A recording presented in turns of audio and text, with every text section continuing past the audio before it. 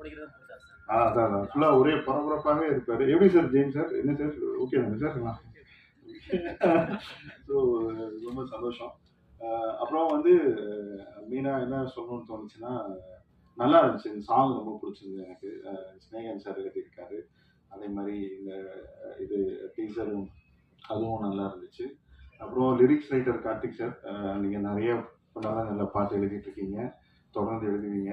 நீங்கள் வந்து உங்களுக்கு பெரிய ஃபியூச்சர் இருக்கு. நீங்கள் வந்து உங்களை வந்து இந்த மாதிரி ஒரு வாய்ஸ் அவுட் பண்ணீங்க. லிரிக்ஸ் ரைட்டர் பேர்லாம் மிஸ் பண்ணிட்டீங்கன்னு அதை ஸ்டேஜில் வந்து பதிவு பண்ணீங்க. அது உண்மையிலேயே ரொம்ப சந்தோஷமான ஒரு விஷயம். என்ன என் படத்தில் பிரதர் இதில் வந்து இந்த மாதிரி மக்கா மிஷின் ஒரு பாட்டு, அந்த பால் டப்பான்னு ஒரு பையன் அந்த பாட்டு எழுதியிருக்கான். அவன் பேர் அனீஷ்.